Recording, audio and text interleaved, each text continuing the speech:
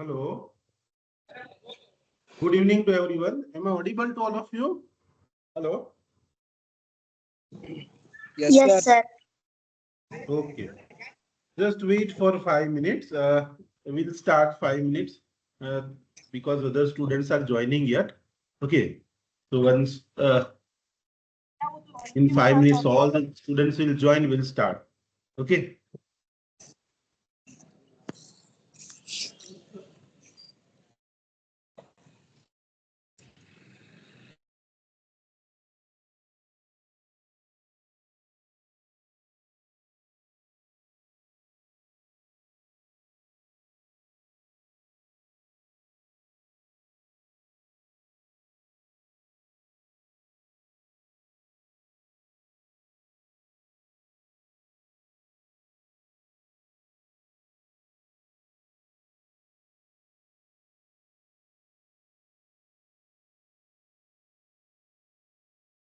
Okay.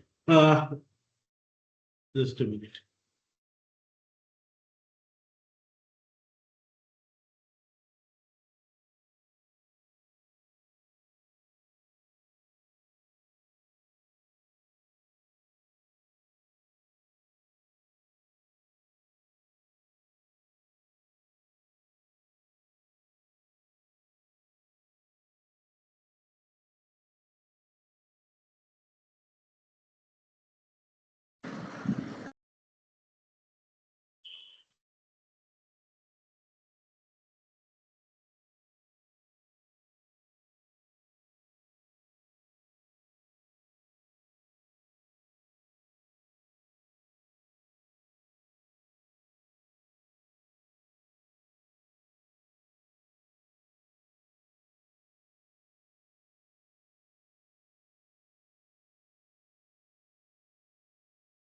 Okay, let's start. Yesterday I have discussed with you that which incomes are taxable under the head income from other sources. And in this, we have discussed that any income which is not get covered in any other head, दूसरे कोई head में कोई income covered नहीं है. So that is taxable under this head.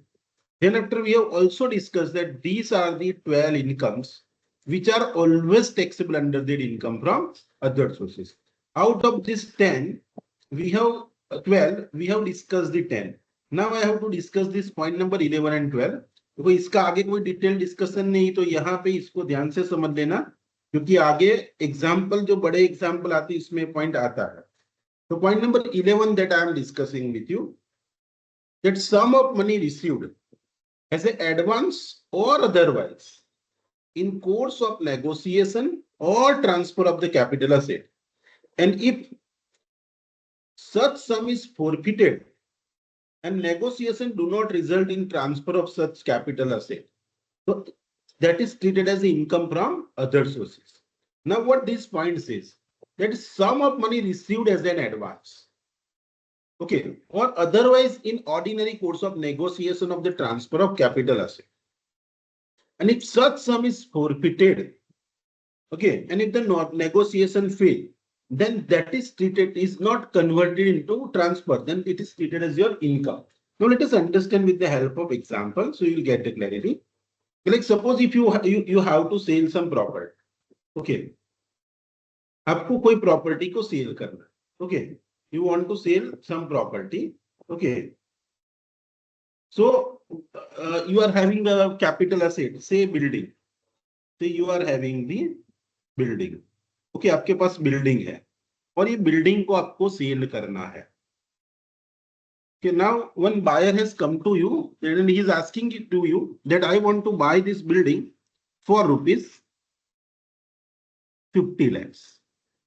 So you entered into contract with that person that yes, I will sell. The price is agreed between you and that person that yes, at 50 lakhs you will buy and I will sell. Okay, तो वो बोलता है कि ठीक है, ये price पे मैं आपसे एक महीने के बाद after 1 month I will buy this property. So you are saying that આપણે ગુજરાતીમાં કહીએ તો તમે કે બાના ખર્ચ કરી દો. તમે નહીં કરો બાના ખર્ચ કરી દીધું. અને you બાના ખર્ચ का मतलब you receive some token amount. Suppose token amount he has paid, that right now I am paying you a 5 lakh rupees.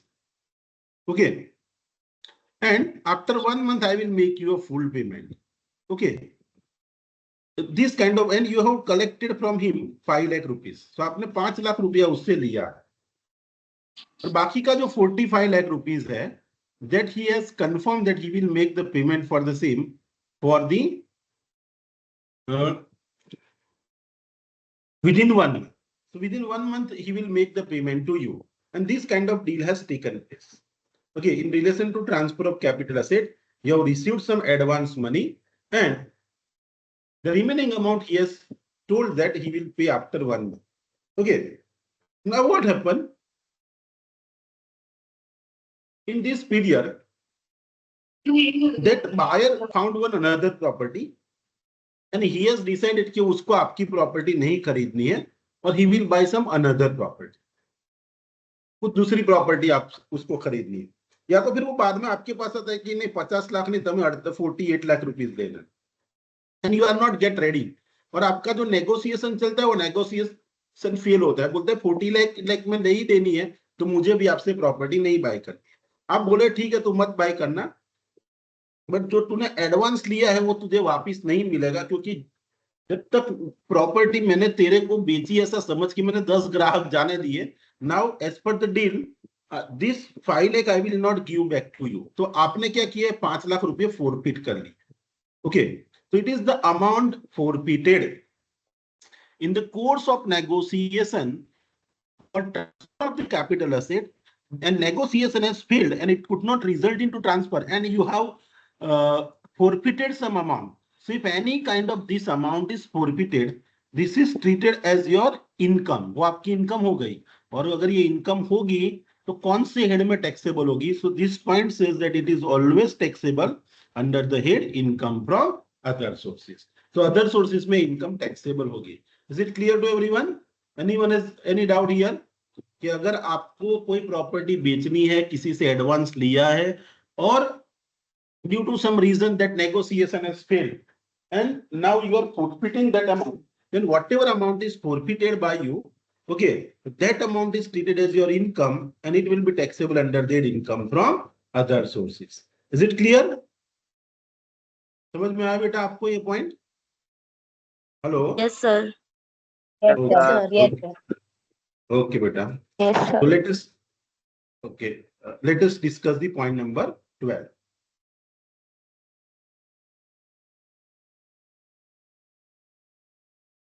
Let us discuss the point number 12. Now, what point number 12 says?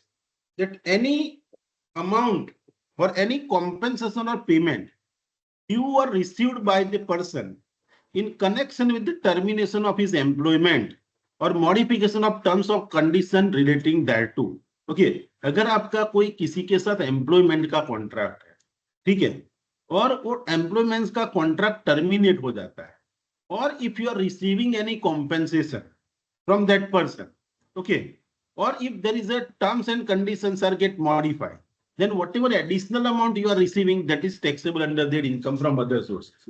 For example, any compensation or any payment due or received by a person in connection with this termination of his employment or modification of terms or condition relating thereto. मतलब अगर आप कोई जगह पे job कर रहे हो, okay, और वो जॉब कर रहे हो, उसने बोला था आपको मैं कुछ इतना सैलरी दूंगा, ठीक है, और वो सैलरी से आप काम कर रहे हो और वो बोला है आपको पर मंथ 50,000 सैलरी मिलेगा। वो एक दिन एम्प्लॉयर आके बोलता है कि भाई नहीं, अभी नेक्स्ट मंथ से तेरा सैलरी 40,000 में कर देता हूँ।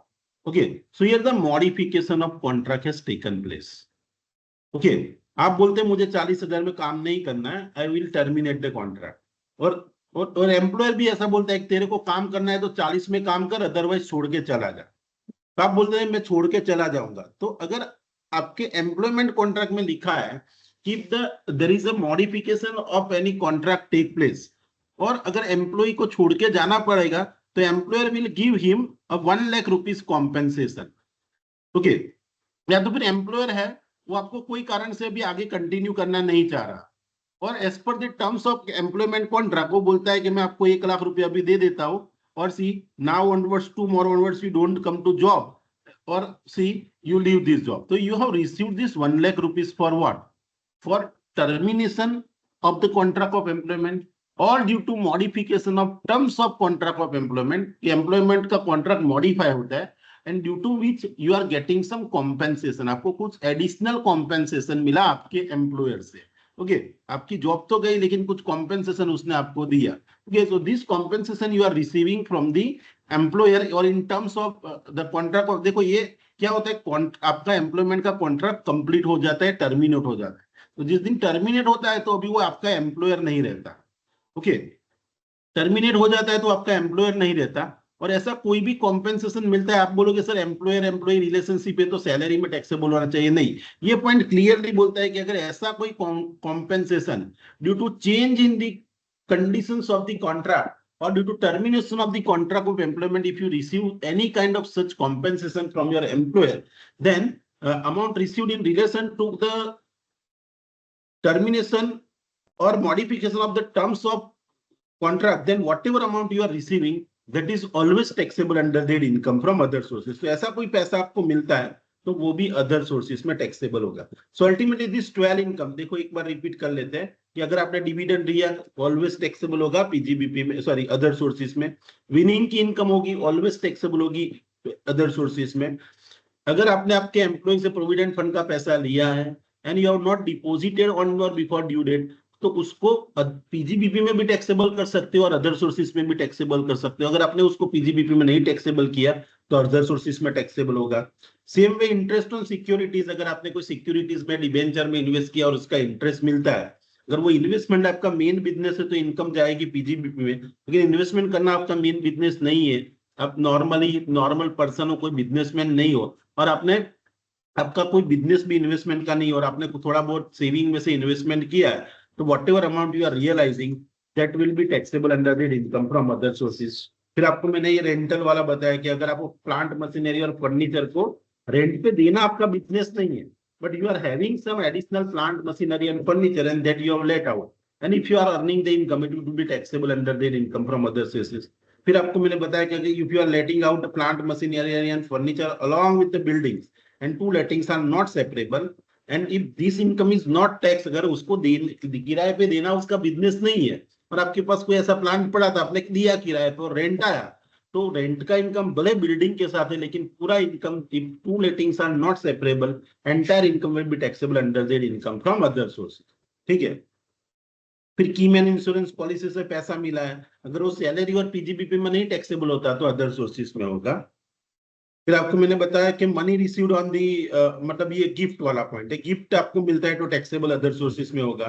फिर आपको ये वाला पॉइंट बढ़ाना बाकी था ना, मेरे को 9 नंबर का पॉइंट कल नहीं पढ़ाया था बराबर ना, मैंने 9 से अटका दिया. तो ये वाला पॉइंट भी आपको डिटेल में एक्सप्लेन करना है कि इंटरेस्ट रिसीव्ड ऑन कॉम्पेंसेशन और enhance compensation. What is this? देखो इंटरेस्ट रिसीव्ड ऑन कॉम्पेंसेशन और enhance compensation, what this point says, you see कभी कभार ये पॉइंट डिटेल में नहीं लिखा है यहाँ पे लेकिन मैं आपको बताता हूं.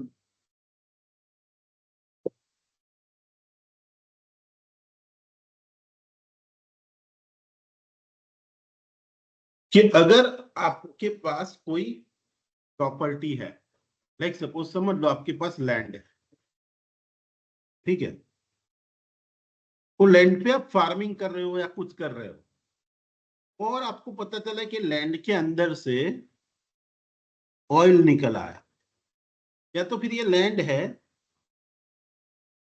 वहां से कोई रेलवे लाइन पसार हो रही है, ओके, या तो फिर कोई रोड पसार हो रहा है और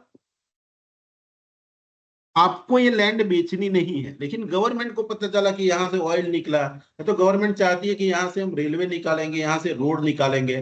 तो वो केस में आपको नहीं भी बेचना है ना तो भी आपकी प्रॉपर्टी को गवर्नमेंट ले लेती है आपसे. ओके आप बोलोगे मैं नहीं बेचूंगा, तो ऐसा नहीं चलेगा, आपको बेचना ही पड़ेगा, तो आपको बेचनी पड़ेगी. और ऐसे तरीके से जब गवर्नमेंट आपसे प्रॉपर्टी ले लेती है तो उसको कहा जाता है कंपल्सरी एक्विजिशन. आपका कंपल्सरी, आपकी प्रॉपर्टी का कंपल्सरी एक्विजिशन हो गया. Your property is compulsorily acquired by the government from you.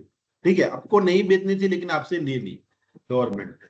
Okay, तो ये केस में आप प्रॉपर्टी को बेचोगे, land ultimately it is treated as a transfer, तो इसको बेचने से आपका जो भी पैसा आपको मिला, सपोज ये लैंड आपने 5 लाख में खरीदी थी और गवर्नमेंट ने ये लैंड आपसे ले लेके आपको 10 लाख रुपया दिया, तो आपको 5 लाख रुपये का गेन हो गया।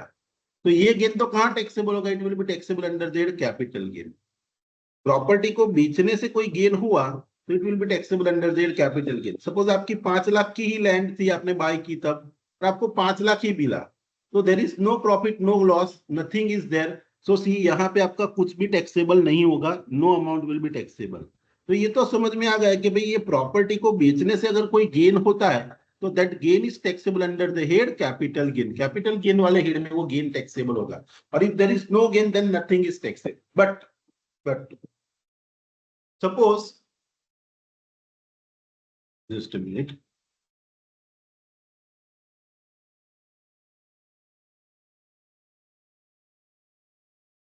yes, but suppose ये लैंड आपसे ले ली गवर्नमेंट ने और उसने आपको ले लिए 10 लाख रुपए, ठीक है। लेकिन गवर्नमेंट के केस में क्या होता है कि आपको ये पैसा तुरंत नहीं मिलता, गवर्नमेंट आपको पैसे देने में टाइम लगाती है, ठीक है। तो गवर्नमेंट आपको ये पैसा आपकी लैंड लेने के बाद 1-1.5 साल के बाद, after 1 year, it is making the payment. तो as per the rule, government will not pay you only this 10 lakh, but along with that it will pay you a interest. ये 1 लाख 1 साल उसने जो लेट पेमेंट किया उसका आपको interest भी देगी।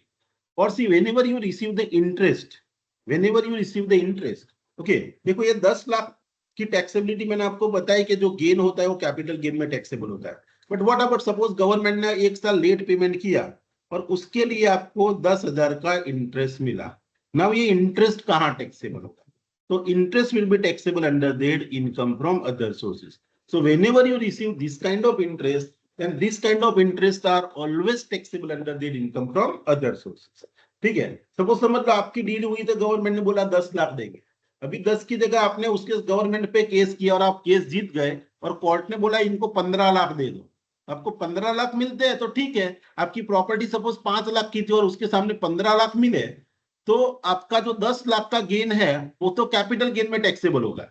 गवर्नमेंट ने आपको पहले 10 लाख दे दिए थे, अभी एडिशनल 5 लाख अभी दे रही है, तो एडिशनल 5 लाख भी एनहेंस कॉम्पेंसेशन आपको मिलता है, that will be also paid. Suppose 3-4 साल के बाद आप केस जीते, तो government will make you the payment after the along with the 3 years interest. इस 3 साल के इंटरेस्ट के साथ आपको पैसा मिलेगा। तो when you receive the amount with the interest, so what, suppose आपने 1 लाख रुपए इंटरेस्ट भी आपको मिला, तो whatever interest you are receiving that is taxable under that income from other sources.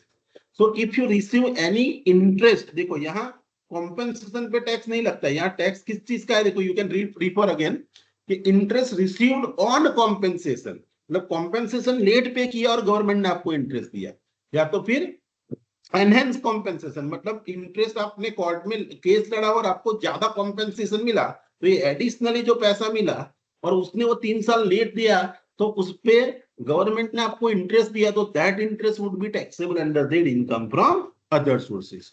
So these are the 12 income which are always taxable under the head income from other sources. I hope that you have understood all the 12 income that which are always taxable under their income from other sources. समझ में आया आपको ये? Hello. Yes. Yes, sir. Okay, beta. So now let us Yes, come sir. to the, yes, beta. Now let us come to the point number 2. Other income which is normal it includable. देखो ये जो 12 income मैंने बताया वो तो हमेशा other sources में taxable होती है, और ये जो पहला पॉइंट है मैंने आपको बताया कि जो दूसरे हेड में कवर नहीं है वो भी अदर सोर्सेज में टैक्सेबल होती है।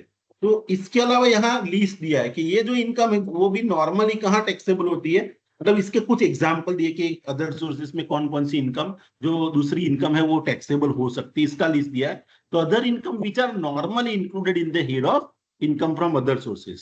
सो ऐसी 10-12 इनकम दी है, 18 इनकम है।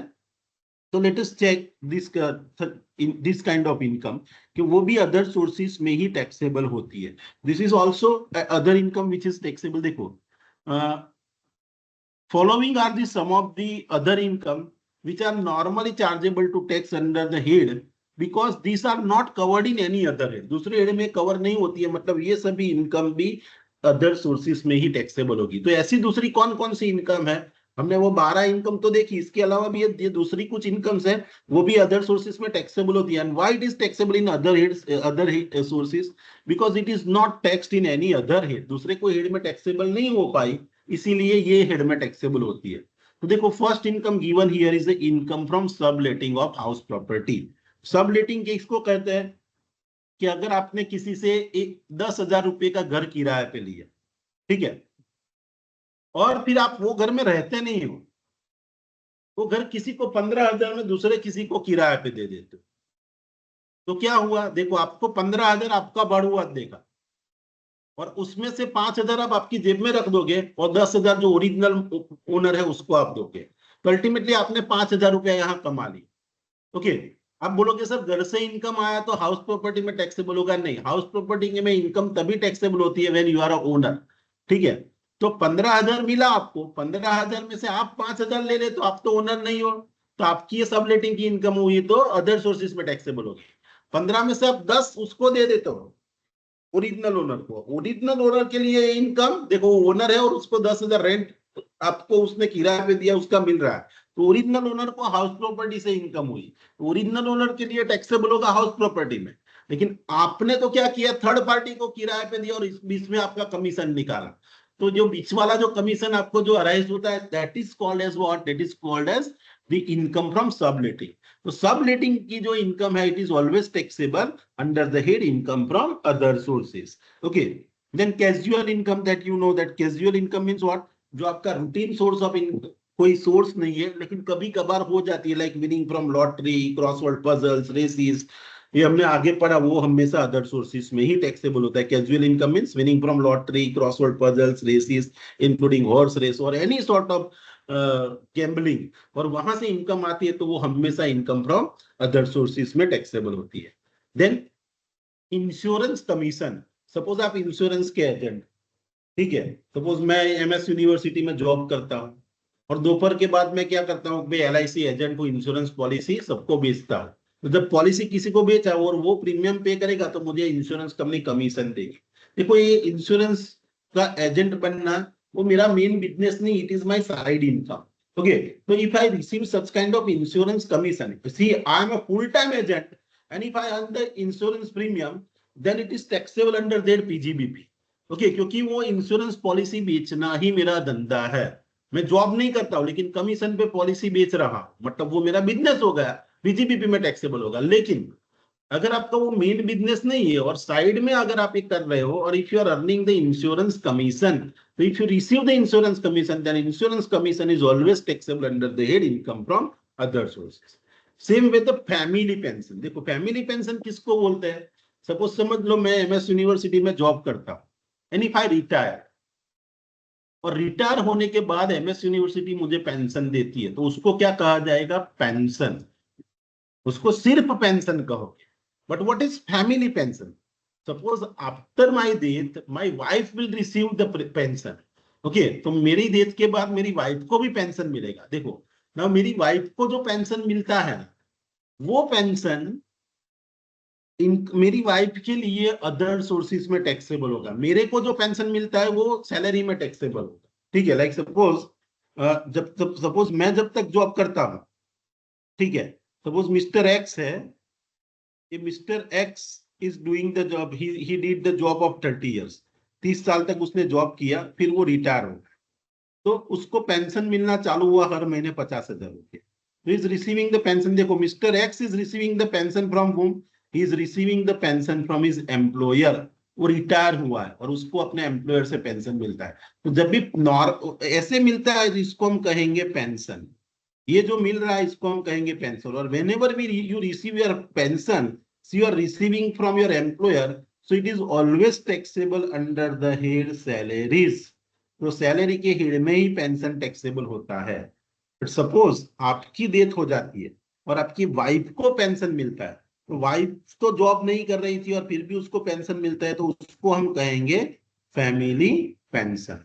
तो वाइफ को अगर पेंशन मिल रहा है तो उसको कहेंगे फैमिली पेंशन, और if wife is receiving such kind of pension तो वाई तो legal heir of the person who was serving और उसके लीगल हेयर्स मतलब वाइफ या सन किसी को भी पेंशन मिल रहा है तो whatever pension they are receiving it is called the family pension and whenever they receive the family pension it is also income for them और वो इनकम है तो टैक्सेबल होगी तो कहाँ होगी it will be taxable under the head income from other sources तो when ever family pension मतलब जो मेन कमाने वाला बंदा था उसकी डेथ हो गई और उसके बाद उसके फैमिली वाले को पेंशन मिलता है उसको बोला जाता है फैमिली पेंशन और फैमिली पेंशन पेंशन होता है वो सैलरी वाले हेड में टैक्सेबल होता है लेकिन फैमिली पेंशन जो होता है वो हमेशा इनकम फ्रॉम अदर सोर्सेज में टैक्सेबल होगा family pension is always taxable under the income from other sources now next point is director sitting fee for attending the meeting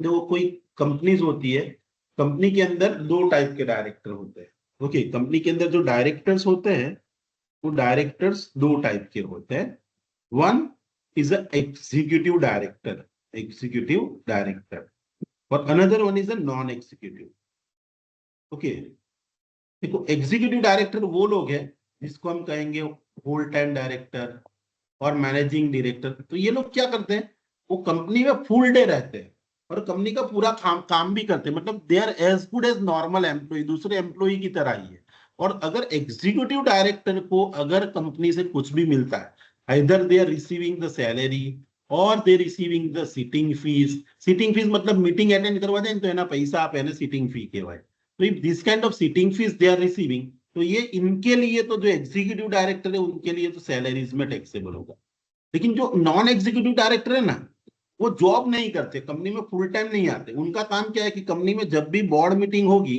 तो वो बोर्ड मीटिंग को अटेंड करने आएंगे बोर्ड मीटिंग को attend करने आएंगे तो अपना टाइम निकाला अपना रिसोर्सेज उसने यूज किया तो उसके लिए कंपनी क्या करती है उसको सिटिंग फीस देती है तो ये जो सिटिंग फीस डायरेक्टर को मिलती है तो देखो ये लोग तो एम्प्लॉय नहीं है ये लोग तो एम्प्लॉय थे तो इनको तो जो मिलता है तो कहाँ टैक्सेबल होता है this taxable under the head salaries but जो डायरेक्टर नॉन एग्जीक्यूटिव होते हैं और उनको बोर्ड मीटिंग अटेंड करने की सिटिंग फीस मिलती है so it is always taxable under the head income from other sources so this is for whom those employees those directors who are a non-executive directors and for attending the board meeting if they are receiving the sitting fees then it is always taxable under their income from other sources ठीक है then suppose interest on bank deposit or deposit with the companies or loan मतलब आपने bank में पैसा deposit कर रखा है FD रखी है या तो फिर कोई कंपनी को एफडी करने के लिए पैसा दिया है कंपनी मतलब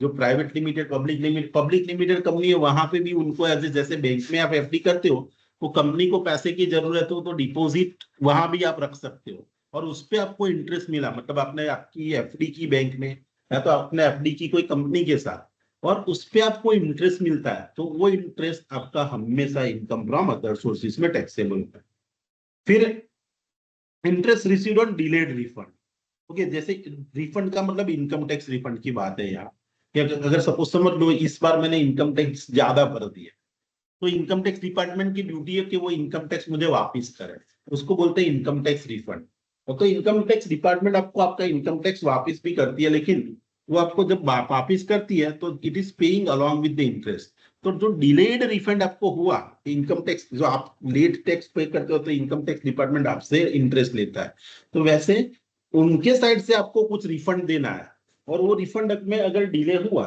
तो what ever delay has taken place for that period they pay the interest so whatever interest we are receiving it is always taxable under their income from other sources ठीक है the next point is income from royalty if it is not a business or profession देखो royalty की income royalty कब मिलती है suppose if you are writing a book और if you sing a song and if you sold it to some music company or if you sold your book to some publisher company तो जितनी copies बेचती है उस पे आपको royalty मिलती है ठीक है तो इट डिपेंड्स कि भैया रॉयल्टी की इनकम बिजनेस इनकम भी गिनी जाती है और it can be considered as a income from other sources also देखो सपोज समझ लो मैं टीचर हूं मैं फुल टाइम एमएसयू का एम्प्लॉई हूं और मुझे जो एक्स्ट्रा टाइम मेरे पास बचता था उसमें मैंने इनकम टैक्स की एक बुक लिखी और मैंने कोई पब्लिशर को दिया और पब्लिशर ने पब्लिश की अभी जितनी कॉपीज बिकती है उस पर मुझे रॉयल्टी मिलती है तो देखो, it is not my business के बुक लिखना मेरा धंधा नहीं है, मैं टीचर हूं, लेकिन मैंने एक लिख दिया फ्री टाइम में, तो अगर मुझे रॉयल्टी मिलती है तो वो अदर सोर्सेस में टैक्सेबल होगी। लेकिन कोई मिस्टर एक्स करके बंदा, उसने डिसाइड किया I will work as a author throughout the life, तो he is claiming that he is author, और उसका मेन काम क्या है, वो पूरे साल बुक्स ही लिखता रहता है और वो पब्लिश कराता है और उसको रॉयल्टी मिलती रहती है। ओके, तो ऐसे लोग को जब रॉयल्टी मिलती है तो बुक लिखना उसका बिजनेस होगा और उसके लिए वो इनकम इनकम फ्रॉम पीजीबीपी में टैक्सेबल होगा। ओके, तो जो फुल टाइम ऑथर है वो उसका बिजनेस ही बुक्स लिखना या सॉन्ग्स गाना है, और ऐसा कुछ भी काम करना जिसपे उसको रॉयल्टी मिलती है, तो वो पीजीबीपी में टैक्सेबल होगी। लेकिन आपने, वो आपका बिजनेस नहीं और आपने कुछ कर दिया और उसके लिए आपको रॉयल्टी मिलती है और it is not your income, then it is taxable under that income from other sources. ठीक है, फिर the next point is the director commission for standing as a guarantor to the bankers. देखो, कभी कभी क्या होता है कि कोई कंपनी होती है, उसको कोई लोन चाहिए, अभी कंपनी की मार्केट में उसकी वैल्यू इतनी नहीं है, लेकिन जो कंपनी का डायरेक्टर होता है ना, वो बहुत रेप्यूटेड पर्सन है, तो बैंक ऐसा बोलती है कि हम ये कंपनी को लोन नहीं देते हैं, लेकिन ये जो मिस्टर एक्स जो आपका डायरेक्टर है, अगर वो गारंटी दे दे कि अगर कंपनी लोन नहीं रीपे कर पाई तो वो रीपे कर देगा, ऐसा गारंटी देता है, तो हम कंपनी को लोन देंगे। तो ठीक है, तो कंपनी डायरेक्टर को बोलती है कि भाई ये तुम गारंटी दे दो, डायरेक्टर बोलता है ठीक है मैं गारंटी देता हूं, लेकिन उसके लिए मुझे आपको कमीशन देना पड़े। कंपनी से ओके, तो आपको कमीशन मिला किस चीज का, आपने एक सिर्फ गारंटी दी कि बैंक को बोला कि ये कंपनी को लोन दे दो और अगर ये कंपनी नहीं रीपे करेगी तो मैं पे करूंगा, ऐसा आपने गारंटी दिया। But for giving such guarantee you have charge some commission. Now you have received this commission in the capacity of director. So if you are receiving the commission for standing as a guarantor to the bankers, so whatever commission is received by the director from the company, okay, for giving the guarantee, it is taxable under the head income from other sources. ठीक है, now income from the undisclosed sources, देखो ये कब picture में आता है कि जब आपके घर में इनकम टैक्स वालों ने रेड की और they have found too much cash with you, okay, और उनको पता चला कि आपके पास एक कैश कहां से आए, तो you are unable to give the source और you have not shown this income in your books of account, और इसका सोर्स भी पता नहीं है, तो इसको कहा जाएगा अनडिस्क्लोज इनकम। आपके पास कैश पकड़ी गई, आपको पूछा जाएगा कि आपने इसको बुक्स ऑफ अकाउंट में बताइए, आप बोलोगे नहीं, तो it is called undisclosed income. और जब भी अनडिस्क्लोज इनकम पकड़ी जाती है, इनकम टैक्स डिपार्टमेंट वो इनकम पे टैक्स मांगती है कि पूरे जितनी कैश है अभी हम जब्त करके ले जाते हैं, आप इतना इनकम टैक्स भरो तब जाके हम आपको ये कैश वापिस देंगे। तो वो जो अनडिस्क्लोज इनकम होती है जिसपे इनकम टैक्स डिपार्टमेंट ने टैक्स लगाया, वो कौन से हेड में टैक्सेबल होगी, तो undisclosed income is always taxable under their income from other sources. The next point is the remuneration received by the member of parliament, जो एमपी है, एमएलए है, ये लोगों को भी क्या है, गवर्नमेंट से कुछ ऑनरेरियम मिलता है, रेम्यूनरेशन जिसको बोलते हैं, कि अगर आप एमपी या एमएलए भी बन गए तो हर महीने 1 लाख रुपया तो आपको मिलता है रिटायर, और लाइफ टाइम, वो 5 साल भले आपने नौकरी की वहां पे, एमपी का काम किया, फिर हार जाते हो तो भी जब तक जियोगे तब तक आपको वो मिलता रहेगा compensation. So whatever compensation or remuneration you are receiving in the capacity of the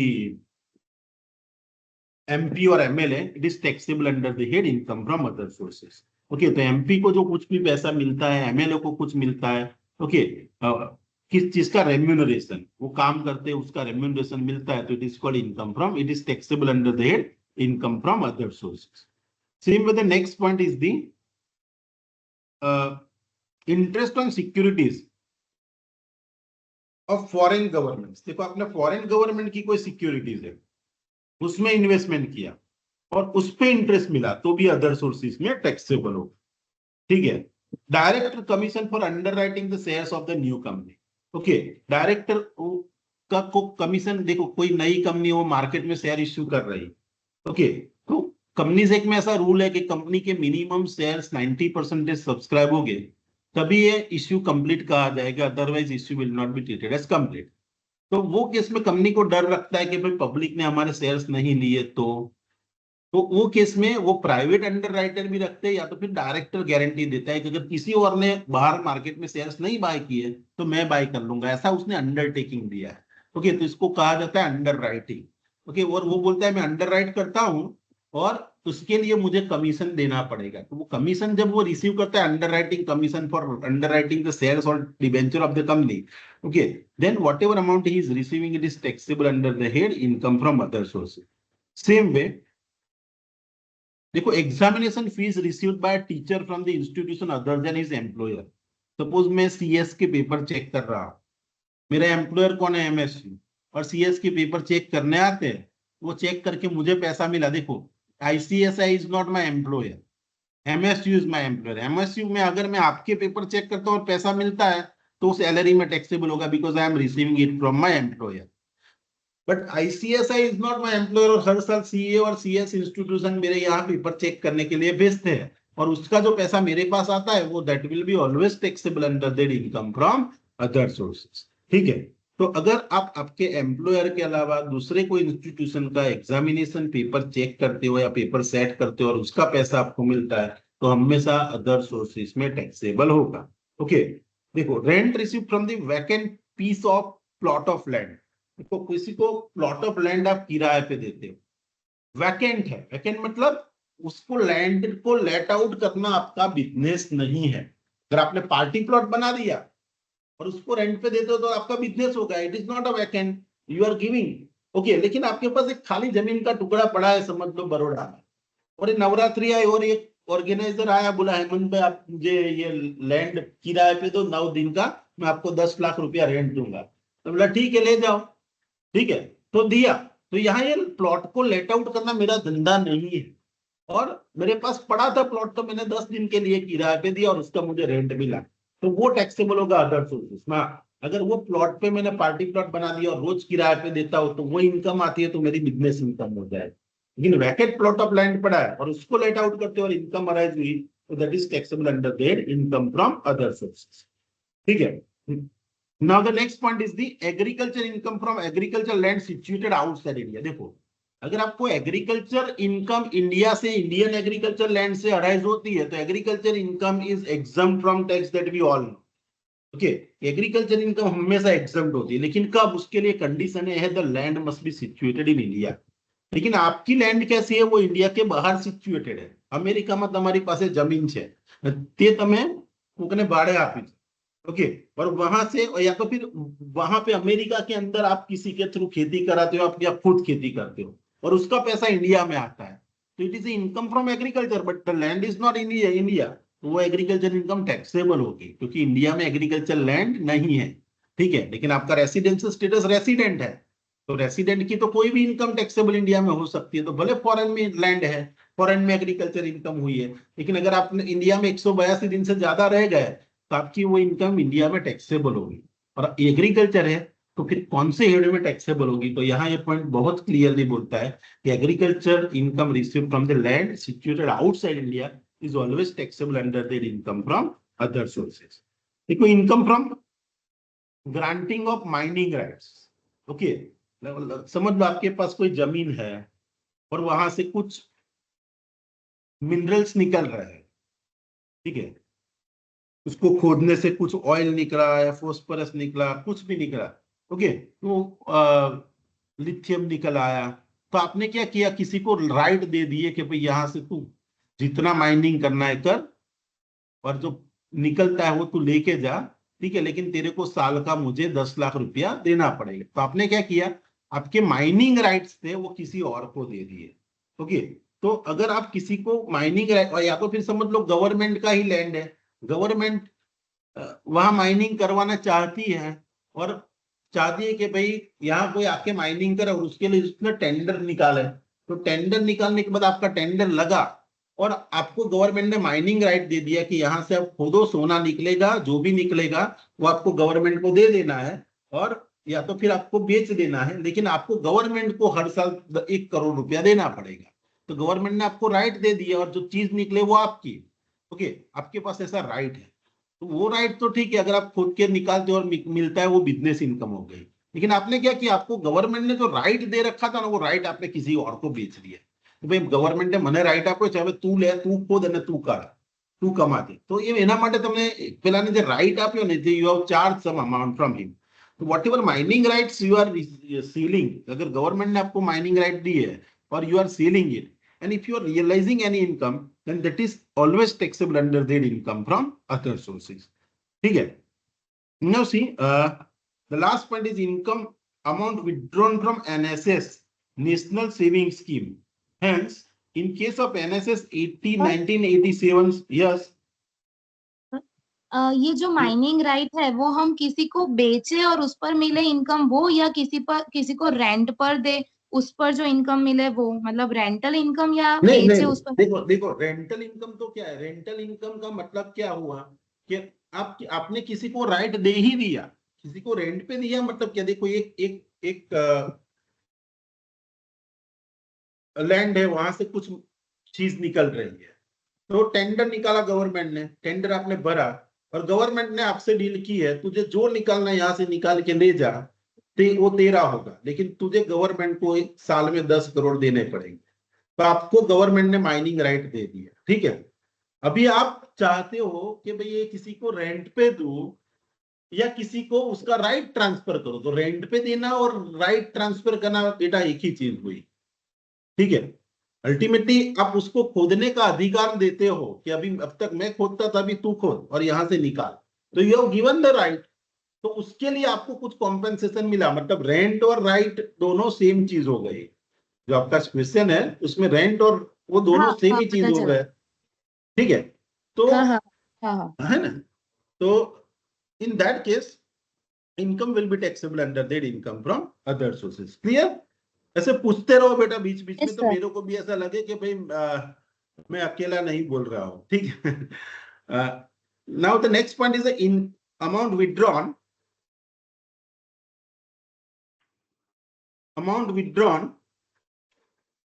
from NSS, National Saving Scheme. In case NSS 1987 scheme, both principal and interest are taxable, but NSS 1992 only interest is taxable on withdrawal. मतलब देखो एक government ए national saving scheme के नाम पे, जैसे अभी वो जो चल रहा है कि लोग पैसा इन्वेस्ट करने के लिए पीपीएफ में पैसे रखते हैं, वैसे पुराने जमाने में ऐसा एक एनएसएस करके गवर्नमेंट का स्कीम, और वो स्कीम के अंतर्गत आपको क्या करना है, कुछ पैसा नेशनल सेविंग स्कीम के अंदर डिपॉजिट करता रहेगा. ओके. और वो डिपॉजिट करने के बाद, जस्ट अ मिनट बेटा, जस्ट अ मिनट. हाँ बेटा, हाँ एक मिनट. हाँ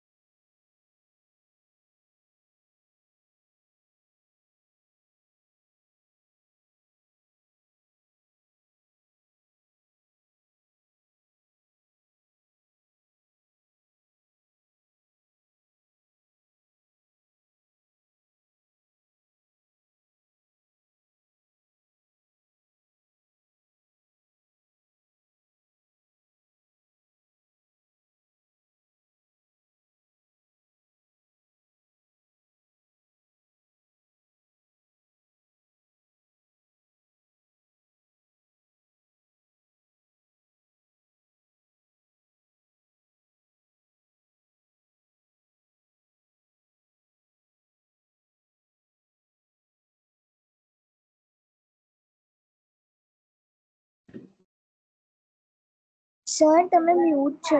सर आप म्यूट हो. Sir mute. हाँ, तो एनएसएस की scheme that I was discussing with you. Yes, कि एनएसएस की स्कीम है. तो एनएसएस की स्कीम जैसे अभी पीपीएफ कैसा चल रहा है, ऐसे पुराने जमाने में एनएसएस की स्कीम्स थी. ठीक है. और ये एनएसएस की स्कीम के अंतर्गत देखो there are two scheme government has introduce. एक 1987 वाली स्कीम थी और एक 1992 वाली स्कीम है. अगर आपने 1987 वाली स्कीम में पैसा रखा है और from that you are doing the withdrawal, तो जो भी आपने मैच्योरिटी पे आपको जो भी प्रिंसिपल अमाउंट मिला और जो भी आपको इंटरेस्ट मिला, दोनों पे टैक्स लगता है, और वो टैक्सेबल कहाँ होता है, अदर सोर्सेज. लेकिन 1992 वाली जो स्कीम है उसमें से अगर आपको पैसा विड्रॉ करते हो तो जो इंटरेस्ट आता है तो interest only is a taxable. Okay, interest only will be taxable and other is not taxable. ठीक है. नाउ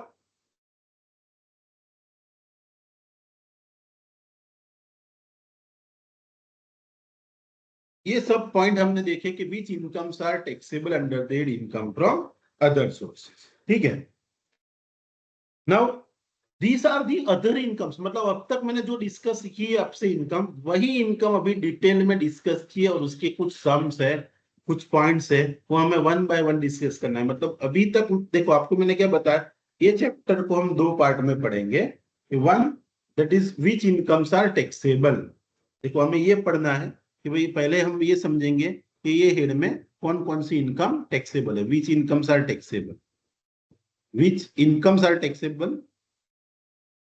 तो अभी हम यही पढ़ रहे हैं कि पीजी ये अदर सोर्सेस में कौन कौन सी इनकम टैक्सेबल है, वो हम पढ़ रहे हैं. फिर हम पढ़ेंगे which expenses are allowed as a deduction. कौन कौन से एक्सपेंसेस का डिडक्शन मिलता है वो हमें पढ़ना है. एक कर लीजिए.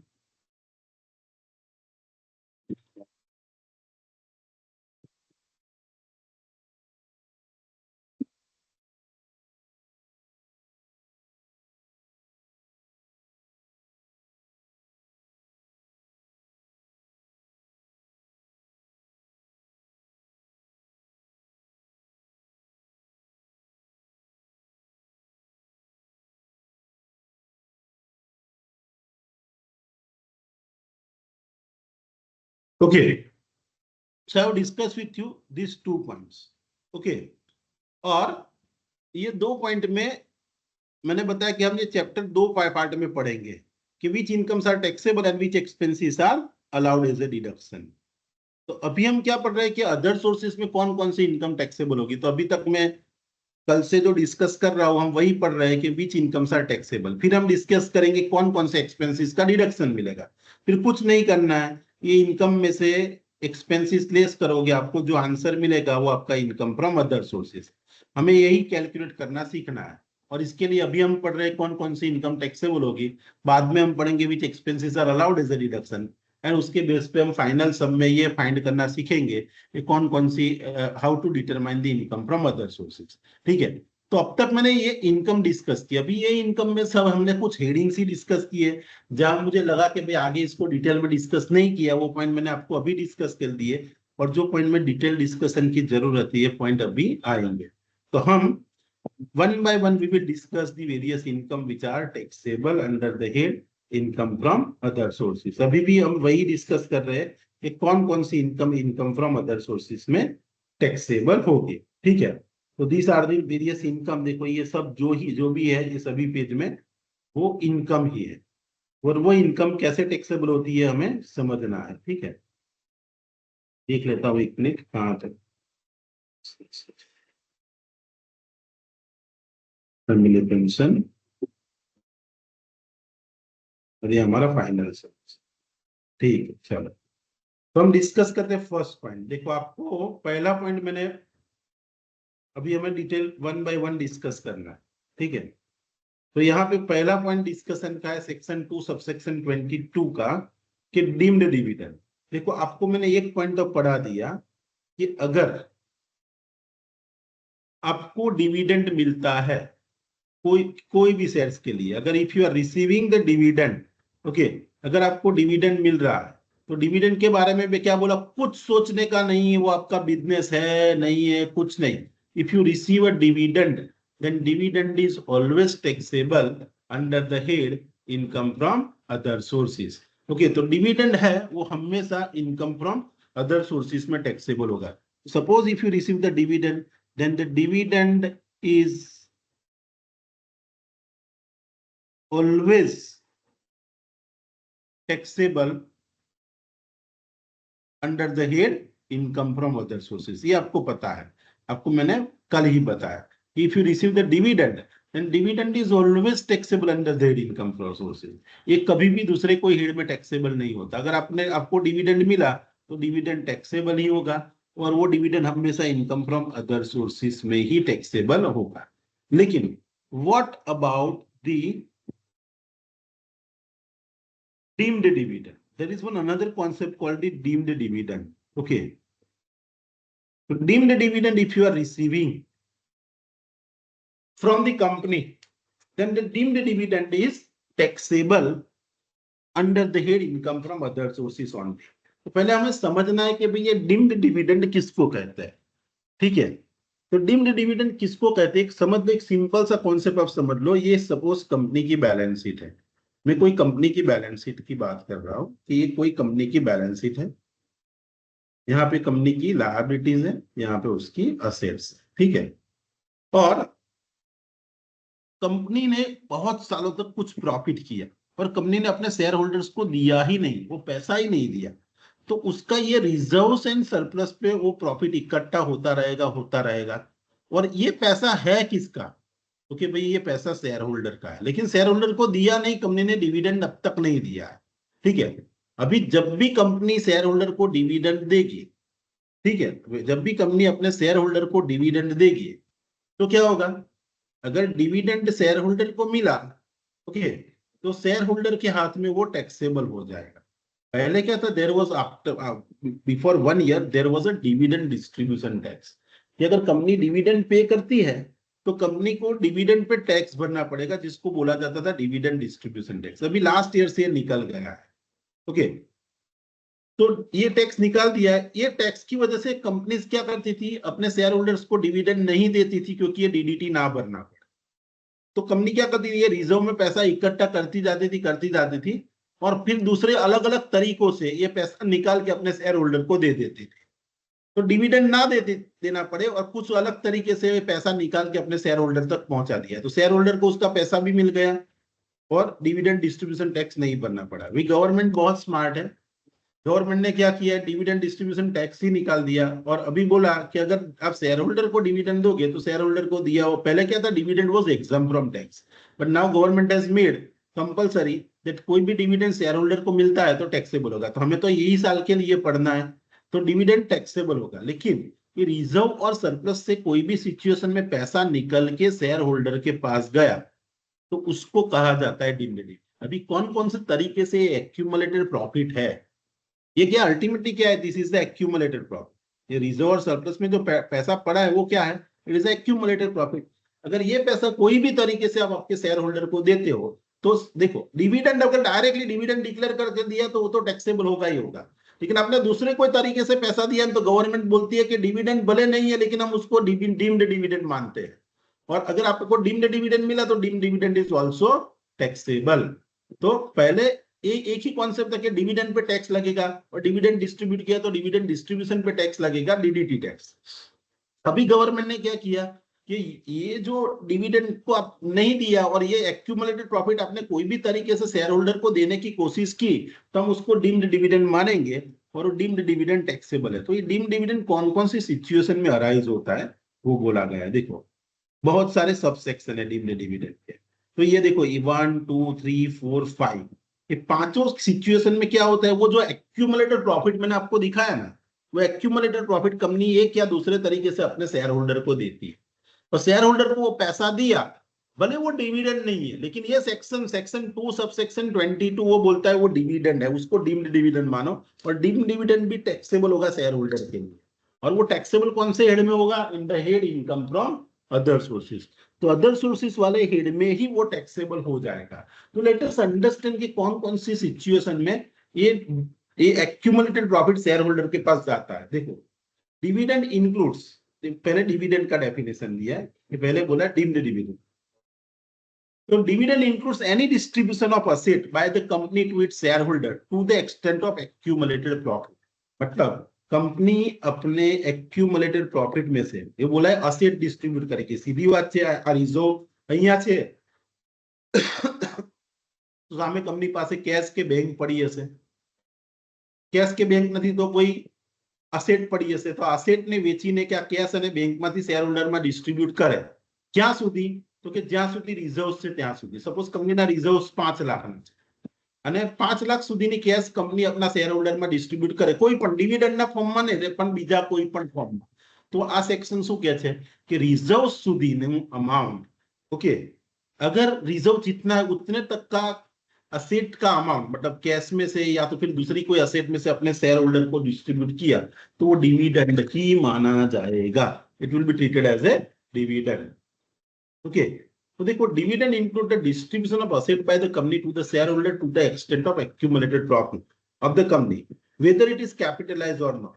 ओके, वो देखना नहीं कि वो रिजर्व को कैपिटलाइज किया है नहीं किया है, लेकिन रिजर्व का जो पैसा है उसमें से वो अमाउंट तक का डिविडेंड, अगर डिविडेंड नहीं डिस्ट्रीब्यूशन कोई भी तरीके से कंपनी ने अपने शेयर होल्डर को किया तो दैट इज कॉल्ड डिविडेंड. देखो when asset are distributed the market value of the asset on the date of distribution has to be taken as a computation of dividend. मतलब समझ लो कि company ने वो cash और बैंक में से कुछ नहीं दिया लेकिन कोई असेट थी कंपनी के पास, वो शेयर होल्डर को दे दी. ओके, तो उस दिन की आप फेयर मार्केट वैल्यू गिनो कि असेट कितने की, और वो फेयर मार्केट वैल्यू है अगर वो एक्यूमुलेटेड प्रॉफिट के अमाउंट के अंदर आता है. सपोज 5 लाख का एक्यूमुलेटेड प्रॉफिट है और असेट की वैल्यू समझ लो 3 लाख, और आपने 3 लाख की असेट शेयर होल्डर्स को दे दी, तो भले वो असेट आपने कैश नहीं दी, उसको डिविडेंड नहीं दिया, लेकिन आपने asset they the. It is a kind of a distribution of accumulated profit in form of asset. तो जो असेट की मार्केट वैल्यू है वो उसके लिए डीम्ड डिविडेंड कहा जाएगा शेयर होल्डर के लिए, और वो डीम्ड डिविडेंड टैक्सेबल होगा. ठीक है, तो ये पॉइंट कहना चाहता है. अभी 222B क्या कहता है कि any distribution is to the share holder by the company of debenture or deposit certificate in any form, okay, or any distribution to the preference shareholders by way of bonus to the extent accumulated profit of the company whether or not capitalized. देखो अगर company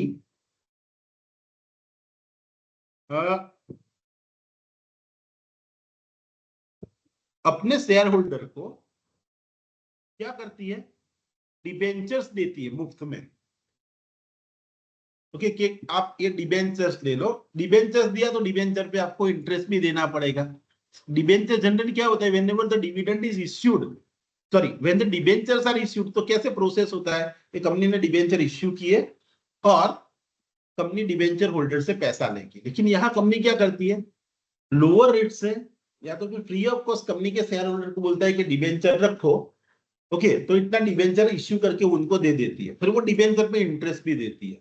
okay, तो क्या होगा कि वो share holder को वो value का डिबेंचर भी मिल जाएगा, रिडेम्पशन पे उसका पैसा भी मिलेगा और उसका रेगुलर इंटरेस्ट भी मिलेगा. और अल्टीमेट गोल कंपनी का क्या है कि वो डिविडेंड डिस्ट्रीब्यूशन टैक्स नहीं पे करना चाहती, तो ऐसे डिबेंचर्स दे दिए और डिबेंचर पे इंटरेस्ट देंगे, रिडेम्पशन पे पैसा देंगे, तो ये प्रॉफिट एक्यूमुलेटेड जो है ना वो शेयर होल्डर तक पहुंच जाएगा. ओके, ऐसी ट्रिक पहले कंपनी यूज करती थी. तो ये ट्रिक को बंद करने के लिए कंपनी ने, इनकम टैक्स ने क्या बोल दिया कि अगर आपने आपके शेयर होल्डर को डिबेंचर्स दिए, ओके, और कोई डिपॉजिट सर्टिफिकेट दिया, ऐसा सर्टिफिकेट दे दिया कि आपका इतना डिपॉजिट कंपनी में पड़ा है, आपने कुछ नहीं दिया है, लेकिन आपको उनको पता है कि एक्यूमुलेटेड प्रॉफिट के वो शेयर होल्डर का ही हक है, तो वो एक्यूमुलेटेड प्रॉफिट देने के लिए उसको डिपॉजिट का सर्टिफिकेट दे दिया. जैसा कुछ भी आप डिबेंचर या डिपॉजिट सर्टिफिकेट देते हो, तो जो भी वैल्यू है वो आप आपके शेयर होल्डर को देते हो, that is treated as a deemed dividend. Same way देखो, आप आपके प्रेफरेंस शेयर होल्डर को शेयर्स देते हो बाय वे ऑफ बोनस. मतलब बोनस, जनरली बोनस इश्यू किसके लिए होता है, इक्विटी शेयर होल्डर के लिए. लेकिन अगर आपने आपके प्रेफरेंस शेयर होल्डर को बोनस शेयर इश्यू किए तो that is also treated as a deemed dividend. ठीक है, अगर suppose third point, any distribution, अगर कंपनी लिक्विडेट हो रही है, कंपनी बंद हो रही है, तो any distribution to the share holder by the company on it's liquidation to the extent of accumulated profit, okay, immediately before it's liquidation, that is also treated as a deemed dividend. Suppose समझ लो company के पास 10 लाख का accumulated profit पड़ा है. Okay, company के पास 10 लाख का accumulated profit पड़ा है. अभी कंपनी लिक्विडेशन में जाती है, मतलब कंपनी बंद हो रही है. तो कंपनी ने क्या किया, उसकी सभी असेट उसने बेच दी और कुछ पैसा रियलाइज हुआ कंपनी. ठीक है, अभी ये जो रियलाइज हुआ पैसा है, कंपनी क्या करेगी, पहले गवर्नमेंट के ड्यूज पे करेगी, फिर पहले डेटर के पे करेगी, सॉरी क्रेडिटर के ड्यूज पे करेगी, बैंक के ड्यूज पे करेगी, और लास्ट में जो पैसा बचता है वो अपने शेयर होल्डर को देगी.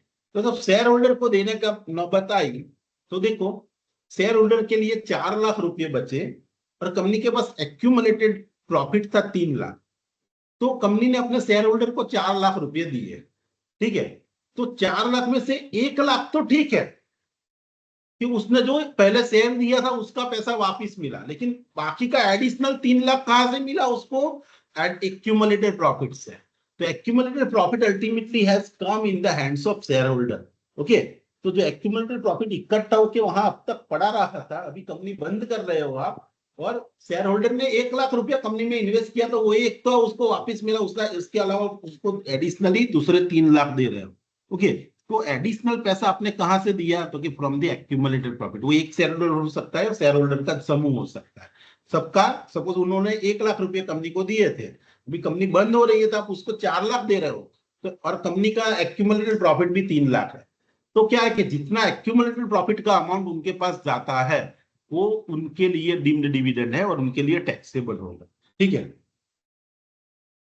Suppose company reduction Sir? Of capital पे, यस, अगर हम इक्विटी शेयर होल्डर्स को जो बोनस शेयर देते हैं वो भी डिविडेंड माना जाता है? नहीं नहीं, इक्विटी शेयर होल्डर को जब बोनस देते हैं बेटा, it is not a dividend, क्योंकि देखो प्रेफरेंस शेयर होल्डर को क्या है, generally preference share holders has no right to receive the bonus shares. Okay, और उनको बोनस शेयर्स दिए ना, तो इसके अंदर लॉजिक क्या है बेटा कि प्रेफरेंस शेयर्स दिए और उसको बोनस दिया ना, प्रेफरेंस शेयर हमेशा रिडीम होते हैं। तो आज नहीं तो 2 साल के बाद जब भी रिडम्पशन होगा ना, तो वो पैसे में कन्वर्ट हो जाएंगे। इक्विटी शेयर कभी भी कन्वर्ट नहीं होते रुपीज में। इक्विटी शेयर होल्डर को तो कब पैसा मिलता है? When the company goes in the liquidation. Okay, और हर कंपनी लिक्विडेशन में जाती नहीं है। अल्टीमेटली आपने प्रेफरेंस शेयर होल्डर को बोनस दिया, आपका हेतु बहुत क्लियर है कि उसको बोनस दिया, अभी 2 साल के बाद उसका रिडम्पशन होगा और वो रिडम्पशन के टाइम पे उसको पैसा दोगे और आप बताओगे रिडम्पशन ऑफ प्रेफरेंस शेयर। लेकिन पैसा गया कहां से? क्योंकि जब शेयर इश्यू किया तो उससे कुछ नहीं लिया, बोनस में मुफ्त में दिया, और पैसा आप दे रहे हो कहां से? एक्यूमुलेटेड प्रॉफिट से। तो इसीलिए प्रेफरेंस शेयर होल्डर को देते हो तो it is treated as a dividend. लेकिन इक्विटी शेयर होल्डर को दिया बोनस, कोई प्रॉब्लम नहीं है। जब इक्विटी शेयर होल्डर ने तो जब डिस्ट्रीब्यूट कर रहे हो तब उसमें से भी जब लिक्विडेशन के टाइम पे डिस्ट्रीब्यूट करते टाइम पे अगर इक्विटी शेयर होल्डर ने जो पैसा दिया था और उससे ज्यादा पैसा मिला उसको, और वो भी कि कहां से, if he has received that additional money from the accumulated profit, then it is treated as a deemed dividend। जो एडिशनल, तो इक्विटी शेयर होल्डर को तो बंद होने पे ही पैसा मिलता है, और उस टाइम पे अगर उसको कुछ एडिशनली एक्यूमुलेटेड प्रॉफिट से मिलता है तो it is a deemed dividend. लेकिन प्रेफरेंस शेयर होल्डर के केस में क्या है, उनको बोनस देते हैं तो उसको डीम्ड डिविडेंड क्यों कहा जाता है, इसका लॉजिक समझ में आया, क्योंकि वो रिडीम होने वाला है। इक्विटी शेयर होल्डर को जब बोनस इश्यू करते हैं तब वो डीम्ड डिविडेंड नहीं। हाँ, इक्विटी शेयर होल्डर के लिए डीम्ड डिविडेंड कब अराइज होगा? Only in this situation when the company goes into liquidation and from accumulated profit, if the equity shareholders receive some additional amount, then that is treated as a deemed dividend। ठीक है, समझ में आया बेटा? Yes sir. Okay, now dividend देखो ये सबसे important section है। ओके ओके, 222D क्या कहता है? पहले 222D देख लेते हैं कि dividend include the distribution to the share holder by the company on reduction of capital to the extent with the company possess the accumulated profit whether capitalize or not. ठीक है, देखो कंपनी कभी कभार क्या होती है, रिडक्शन ऑफ कैपिटल करती है। रिडक्शन ऑफ कैपिटल मतलब बायबैक करती है। रिडक्शन ऑफ कैपिटल का मतलब बायबैक करना। क्या, या तो फिर रिडक्शन ऑफ कैपिटल किसको कहते हैं? कंपनी के पास बहुत सारा लॉस हो गया, उस सिचुएशन में वो रिडक्शन ऑफ कैपिटल करती है। रिडक्शन ऑफ कैपिटल मतलब 10 रुपए का शेयर की कीमत 5 रुपया कर दी, ठीक है, और शेयर होल्डर को 5 रुपये वापिस दे दिया। ओके, और उसको कहते हैं reduction. Buyback is a different thing, यहाँ रिडक्शन की बात करते हैं कि रिडक्शन किसको बोलते हैं कि 10 रुपए का शेयर कंपनी ने इश्यू किया था, आपसे 10 रुपया लिया था, और अभी कंपनी रिडक्शन करती है, वो 10 रुपए के शेयर की कीमत 5 कर देती है और 5 रुपए शेयर होल्डर को वापिस देती है। और वो 5 रुपया वापिस उसने अगर वो एक्यूमुलेटेड प्रॉफिट से दिया, इसका मतलब क्या? It is a deemed dividend. Ultimately यहाँ प्रोविजन है, क्या है, मैंने आपको लॉजिक समझाया कि अब तक वो डिविडेंड डिस्ट्रीब्यूशन टैक्स की वजह से क्या है, काफी सारी कंपनियां अपने शेयर होल्डर को डिविडेंड ही नहीं देती थी, लेकिन पैसा वहां इकट्ठा हो गया। अभी कोई ना कोई तरीके से वो लोग शेयर होल्डर को देने की कोशिश करते हैं, तो वही सभी कोशिश इसको यहाँ कवर कर दी है कि कोई भी ये तरीकों से आपने आपका एक्यूमुलेटेड प्रॉफिट आपके शेयर होल्डर को दिया तो उसको डीम्ड डिविडेंड कहा जाए। ठीक है, देखो एक दूसरा तरीका है 222E, ये सबसे पॉपुलर तरीका है जो लोग यूज करते हैं। और देखो ये इसमें क्या किया जाता है कि dividend includes any payment made by the company to its closely held company, being a closely held company, or any sum by way of loan or advance to its shareholder, being a beneficial owner of the share, holding not less than 10% voting power. Okay, or to any concern in which such shareholder or partner or is a partner or has a substantial interest, or to any person on behalf of such shareholder, to the extent it is given from the accumulated profit. Okay, तो अगर company क्या करती है, if the company, yes closely held company એટલે जा रहा हूं बेटा, अभी ये पॉइंट मैंने कंप्लीट नहीं किया, we are in continuation of with this point I am discussing with you. Okay, तो देखो ये पॉइंट अभी हमारा चालू है, मैं बता रहा हूं कि देखो dividend include any payment by the company by being a closely held company. देखो क्लोजली हेल्ड का मतलब ये होता है जो कंपनी जिसके अंदर public is not substantial interested, जो कंपनी में पब्लिक का सब्सटेंशियल इंटरेस्ट नहीं है, ऐसी सभी कंपनी को क्लोजली हेल्ड कंपनी कहेंगे। और इन सिंपल वर्ड पब्लिक का इंटरेस्ट कौन सी कंपनी में होता है, तो कि पब्लिक लिमिटेड कंपनी में हजारों शेयर होल्डर ने पैसे डाले हुए हैं, तो बहुत सारी पब्लिक का उसमें इंटरेस्ट है, तो public limited company is not a closely held company. But suppose a private limited company is there, उसमें 10-15 शेयर होल्डर ने पैसे डाले हुए हैं। ओके, और इसके अंदर कोई पब्लिक इन्वॉल्व नहीं है, तो ऐसी प्राइवेट लिमिटेड कंपनी को मैं क्या कहूंगा, क्लोजली हेल्ड कंपनी। मतलब जिसमें पब्लिक का इंटरेस्ट नहीं है, ऐसी कंपनी को हम कहेंगे closely held company. In simple word, private limited companies in which number of shareholders are very less are called as a closely held company। अगर ऐसी कोई closely held company है, ओके, और वो closely held company क्या करती है, उसके पास भी accumulated profit पड़ा है, तो वो accumulated profit में से दूसरे कोई तरीके से अपने शेयर होल्डर को पैसा देता है, पेमेंट करता है, generally bye way of loan, कि अपने शेयर होल्डर को लोन दे दिया, या तो फिर कोई भी तरीके से वो पैसा निकाल के उसने अपने शेयर होल्डर को दिया। कैसे शेयर होल्डर को, देखो तो शेयर होल्डर ऐसा है जिसका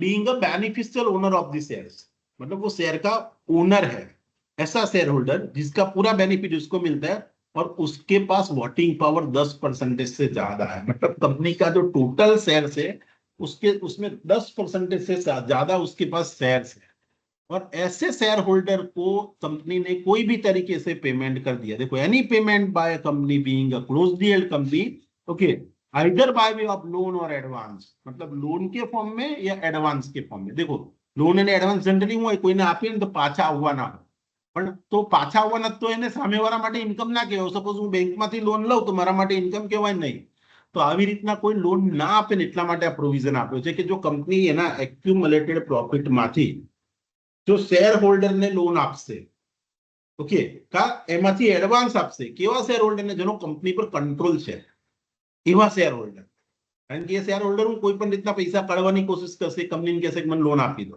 तो अगर ऐसे लोन कंपनी ने दिया तो ये पॉइंट कहता है वो डीम्ड डिविडेंड है। भले लोन दिया, लोन आपको वापस करना है ना, करो तब उसका डिडक्शन आपको मिल जाएगा, लेकिन जब आप लोन ले रहे हो ना, तो loan is treated as a deemed dividend in the hands of share holder.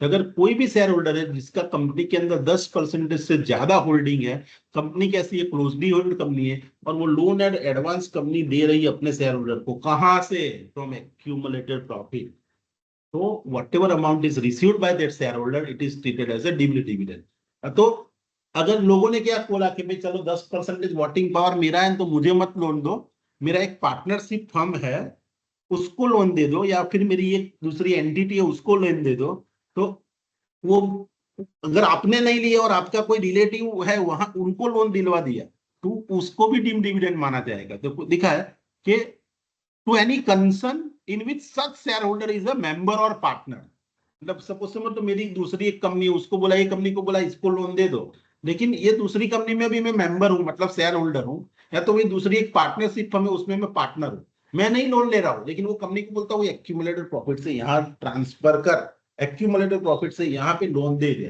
तो अगर किसी कंसर्न को, जहां वो शेयर होल्डर आपका पार्टनर है या मेंबर है, ऐसे कंसर्न को लोन दिया, ओके, और वो कंसर्न के अंदर वो ये शेयर होल्डर का सब्सटेंशियल इंटरेस्ट है, then that is also treated as a deemed dividend for a shareholder, और शेयर होल्डर के लिए वो टैक्सेबल होगा deemed dividend and under the head income from other sources। और वो शेयर होल्डर बताए इसको भी मत दो कंसर्न को, ये मेरा दोस्त है इसको लोन दे दो मेरे बिहाफ पे, आपके बिहाफ पे उसको लोन दिया, तो that is also treated as a deemed dividend and it is taxable। तो देखो यहाँ अलग अलग तरीके दिए, ये सब तरीकों से, वो पहले क्या था डिविडेंड डिस्ट्रीब्यूशन टैक्स था, उसकी वजह से कंपनीज डिविडेंड नहीं देती थी, और ये अलग अलग तरीके से अपना एक्यूमुलेटेड प्रॉफिट डिस्ट्रीब्यूट करती थी। इसीलिए डीम्ड डिविडेंड का कॉन्सेप्ट आया कि इसमें से कोई भी तरीके से आपने आपके शेयर होल्डर को पैसा दिया, it is treated as a deemed dividend and it will be taxable under the head income from other sources. देखो यही पॉइंट समराइज किए कि अगर कंपनी अपने एक्यूमुलेटेड प्रॉफिट्स में से अपने शेयर होल्डर को कैश नहीं देती लेकिन असेट दे देती है, okay, equity share holder, preference share holder, किसी को भी उसने असेट दे दी, तो जो भी अमाउंट की असेट, जितने तक आपका एक्यूमुलेटेड प्रॉफिट, जितनी असेट शेयर होल्डर को दी, तो whatever asset received by the share holder, asset की fair market value on the date of on that date will be treated as a deemed dividend in the hands of share holder. अगर कोई भी company है वो debenture deposit certificate या bonus देती है, किसको, अगर debenture deposit certificate equity share holder या प्रेफरेंस शेयर होल्डर को दे देती है, मतलब उन्होंने डिबेंचर होल्डर बनके पैसा नहीं दिया लेकिन डिबेंचर मुफ्त में दे दिए, या तो फिर कोई सर्टिफिकेट दे दिया कि भाई ये डिपॉजिट सर्टिफिकेट है, इतने साल के बाद आके यहाँ से इतने पैसे लेके जाना, ओके, उन्होंने पैसा नहीं दिया, आप लिख के देते हो कि आपका डिपॉजिट इतना पड़ा है यहाँ से ले जाना, आप उसको लिख के देते हो आपको डिबेंचर दिया, रिडम्पशन पे पैसा मिलेगा। तो equity share holder, preference share holder, किसी को भी आपने ऐसा सर्टिफिकेट दिया है, तो सर्टिफिकेट की वैल्यू और द डिबेंचर की value will be treated as a deemed dividend. और अगर आप प्रेफरेंस शेयर होल्डर को बोनस देते हो, इक्विटी शेयर होल्डर को बोनस को नहीं गिना जाता लेकिन प्रेफरेंस शेयर होल्डर को बोनस दिया, that is treated as a deemed dividend. अगर लिक्विडेशन के टाइम पे अगर आपने असेट डिस्ट्रीब्यूट की, कहां तक, उस असेट की वैल्यू जहां तक वो एक्यूमुलेटेड प्रॉफिट जितनी है उतना अगर आपने दिया, it will be treated as a deemed dividend, ठीक है। फिर अगर कंपनी कैपिटल रिडक्शन करती है, मतलब 10 रुपए का शेयर 5 रुपए का करती है और पैसा अपने शेयर होल्डर को वापस दे देती है, अगर वो पैसा कंपनी ने एक्यूमुलेटेड प्रॉफिट से दिया, तो शेयर होल्डर जो भी रिसीव करता है उसको डीम्ड डिविडेंड कहा जाता है। या तो फिर कोई क्लोज्ड एंड कंपनी है, मतलब प्राइवेट लिमिटेड कंपनी, वो अपने शेयर होल्डर को लोन देती है या तो फिर एडवांस देती है, ओके, कैसा शेयर होल्डर, क्योंकि इक्विटी शेयर होल्डर, और वो भी कैसा, तो कि जिसका कंपनी में 10% से ज्यादा वोटिंग पावर है, उसको लोन दिया, तो वो उसके लिए डीम्ड डिविडेंड माना जाएगा if it is to the extent of accumulated profit, मतलब जितना एक्यूमुलेटेड प्रॉफिट में से दिया वो एक्सटेंड। फिर अगर आपने उसको नहीं दिया और उसके कोई फर्म को दे दिया जिसमें उसका सब्सटेंशियल इंटरेस्ट है, तो उसको दिया तो वो भी डीम्ड डिविडेंड कहा जाएगा।